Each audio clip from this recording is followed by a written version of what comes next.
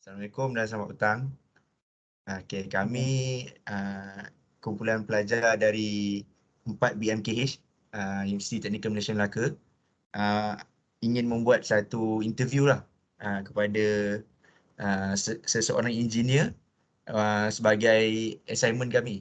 Assignment dalam subjek engineering ethics ataupun etika kejuruteraan. So, saya Muhammad Aiman dengan grup member saya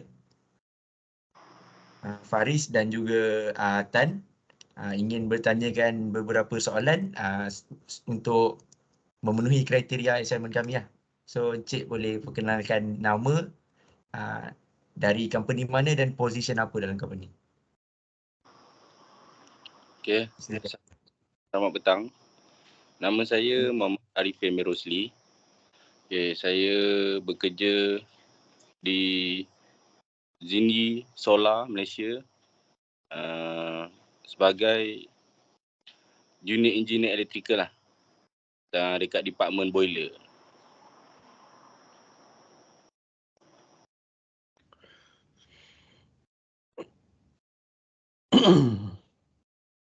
Okey. Sekarang kami ingin menanya beberapa soalan. Yang pertama, apakah etika utama bagi jurutera dalam kod BEM dan bagaimana mereka mengekalkan integriti profesional? Okey, untuk soalan Tan tu, sebagai kita memang perlu berdaftar lah. First kali perlu berdaftar dengan BEM untuk regulation dia lah. So untuk menjaga integriti seseorang engineer, first kali adalah pekerjaan kita ni kita kena jujur lah. Sebab kita ni engineer tengah-tengah tau. Atas kita ada bos, bawah kita ada anak buah. So kita tak boleh bersikap tipu ke, kita nak menyeleweng ke, tak boleh. So first kali adalah diri kita sendirilah, jujur. Lepas tu kita sendiri perlu mempunyai skill, kemahiran-kemahiran yang tertentu supaya orang bawah kita pun tak boleh nak bahasa biasanya tak boleh nak kencing kita lah.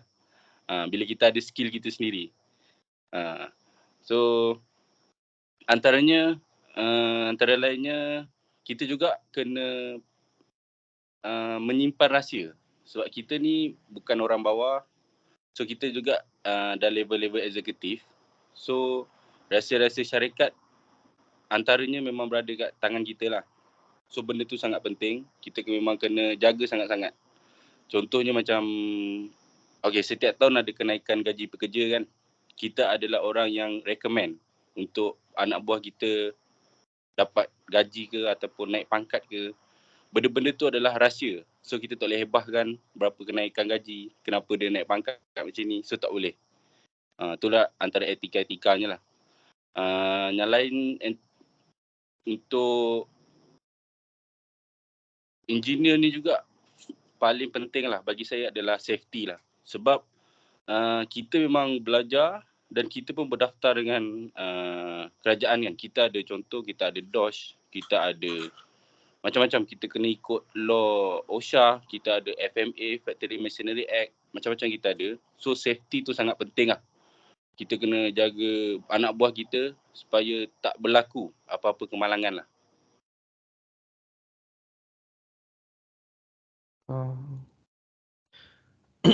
Okey, terima kasih untuk soalan tadi. Soalan seterusnya, bagaimanakah kod BEM menjamin keselamatan awam dalam projek kejuruteraan dan menangani konflik kepentingan?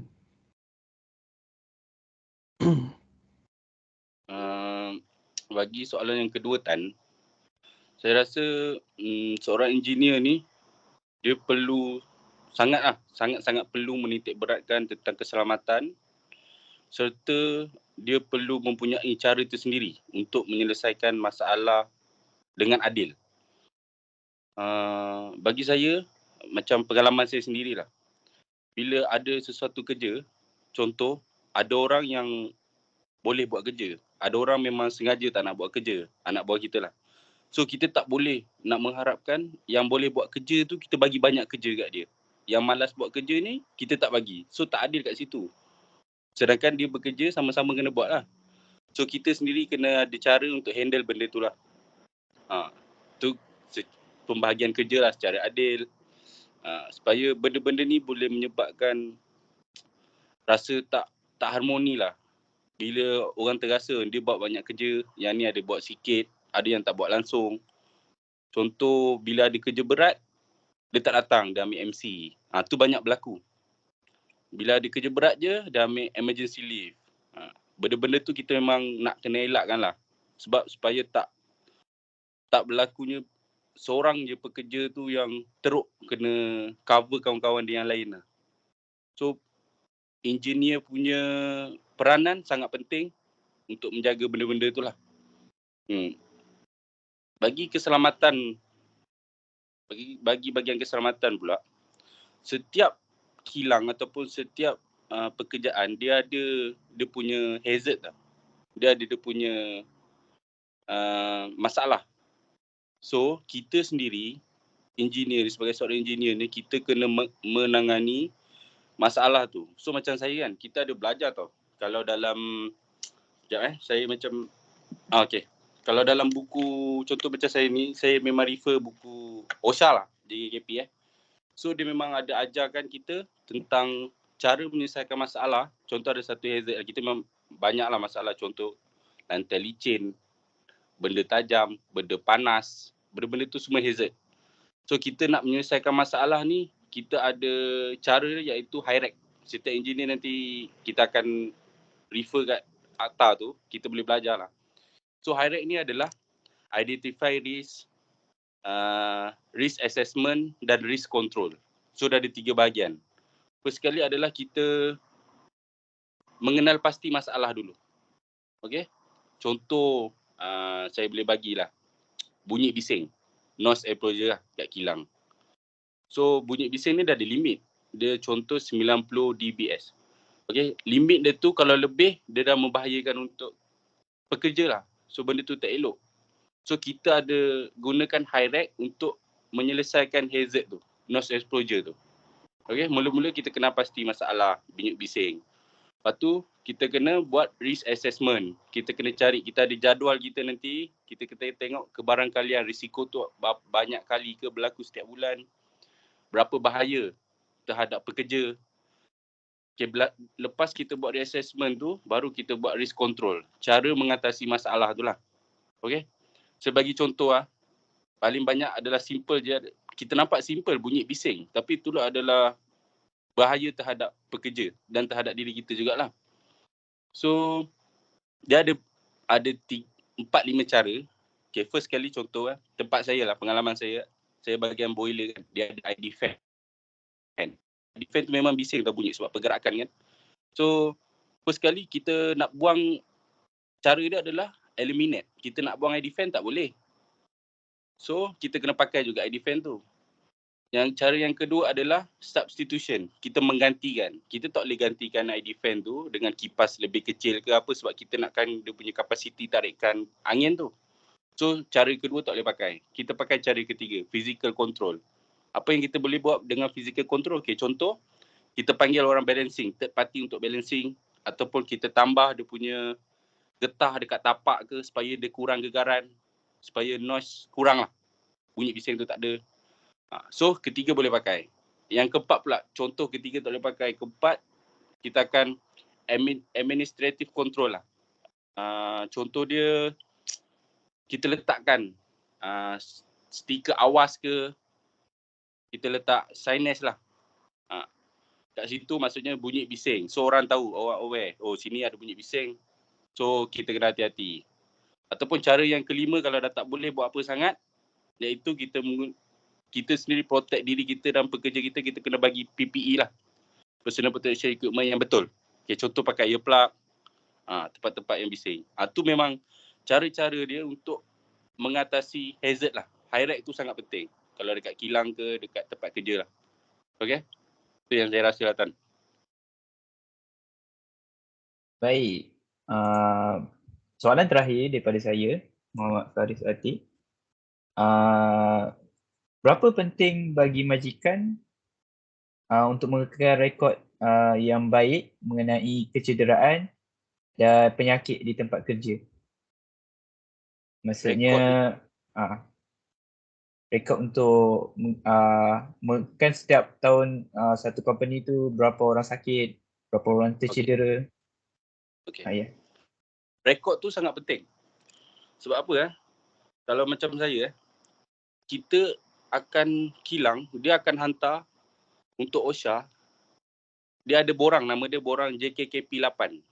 JKKP 8 ni, dia menghantar report kepada Jabatan Kesihatan Keselamatan Pekerjaan lah, tentang keracunan pekerjaan ke, penyakit pekerjaan ke. Okey. Dia disubmit, contoh tahun lepas punya 2023 setahun. Kita ada setiap kemalangan, setiap sakit semua kita rekodkan. Dia akan hantar 31 Januari tahun 2024. Okey, contoh tahun lepas punya masalah, kita akan hantar sebelum 31 Januari tahun ni. Tu memang syarat wajib dia lah untuk safety officer. Dia kena buat benda tu. So, untuk dia dapatkan rekod tu, majikan perlu bekerjasama dengan employee lah untuk dia dapatkan data-data tu. Majikan dia akan lantik seorang safety officer. Okey. Lepas tu safety officer dia akan buat safety committee. Safety committee ni adalah setiap department dia akan hantar, contoh department tu ada 100 orang. Maybe dia akan hantar 3 orang ataupun 4 orang sebagai wakil safety committee. Contoh ada 10 department, mungkin ada 40 orang. So tugas-tugas safety committee ni adalah dia akan memberitahu apa yang berlaku dekat department dia, masalah ke sakit ke apa, dia akan report dekat safety officer. So dekat jawatankuasa ni, dia akan rekodkan lah mana yang kerap berlaku, apa benda yang menyebabkan benda ni tak selesai lagi. So jawatankuasa ni lah yang akan bincang dan dia akan menyelesaikan masalah tu. So tu sangat penting lah. Rekod tu sangat penting. Rekod pekerjaan tu lah. Selain daripada tu bila kita dah ada rekod tu, kita boleh buat macam program tau. Safety officer ke, safety jawatankuasa tu boleh buat satu program kesedaran dekat para pekerja lain. So dia kata, tu tempat bahaya, ramai orang kena. Dalam rekod setahun ada 10 kemalangan dekat situ. So dia akan wawarkan benda tu supaya orang lebih berhati-hati. Supaya benda tu tak berlaku lagi lah. Program-program macam tu memang kita kena buat lah. Sentiasa kena ingatkan. Meeting pagi ke, meeting mingguan ke, memang selalu kerap lah kena bagi tahu benda tu. Selain pada tu, kalau dalam akta, mengikut akta, contoh kita refer buku ni balik lah. Saya memang banyak refer buku ni sebab benda ni memang dah tertulis lah kan. Contoh kita buka Nadoport. Nadoport ni dia di bawah OSHA 1994, Akta 154, Regulation 2004. Dia menyatakan Nadoport tu adalah Notification of Accident, Dangerous Occurrence dan Dangerous Disease. Setiap apa-apa yang boleh menyebabkan kemalangan, setiap apa-apa yang boleh menyebabkan bahaya dan sakit, kita memang kena report benda-benda ni. So dalam akta pun dah menyatakan, so kita memang kena follow lah. Sebagai seorang engineer memang kita wajib follow lah. Sebab akta ni dibuat, sebenarnya akta JKKP ni dia dibuat pada OSHA ni wujud. Sebelum ni tak ada OSHA, dia ada FMA je. So pada tahun 1991 ada satu kilang mercun dekat Sungai Buloh. Dia mengalami letupan tau. Letupan yang sangat besar. So gegaran dia sejauh 7 km yang melibatkan 26 orang maut dan 83 orang cedera. Disebabkan tu OSHA ni wujud pada tahun 1994. So setiap akta-akta yang ada dalam OSHA, NADOPOD ke, Safety and Health Committee, CIMA, Control Industrial Major Accident Hazard, semua benda-benda tu memang dah termaktub. So kita sebagai pekerja ataupun majikan memang wajib follow lah benda tu. Rasa saya benda tu sangat penting lah. Rekod-rekod tu apa yang diorang dah buat kita kena follow dan kita kena serahkan. Borang JKKP 8 tu memang kena buat lah setiap tahun. Tu memang requirement dia lah. Tu kan.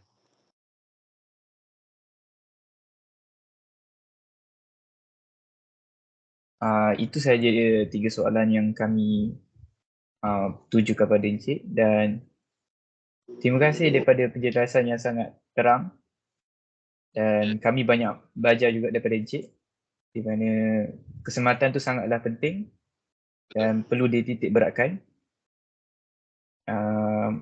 Ada lagi apa nak ditujukan kawan-kawan saya? Belajar rajin-rajin lah. So orang engineer, jadilah seorang engineer yang bertauliah. Betul. Menjaga keselamatan diri, menjaga keselamatan anak buah dan menjaga harta benda syarikat lah. Itu yang saya boleh bagi tahu. Terima kasih Encik. Terima Terima kasih kasih. untuk meluangkan masa bersama kami. Alright. Yang baru nak jadi engineer bakal. Boleh. Mudah-mudahan. Amin. Terima kasih Encik. Baik. Okay.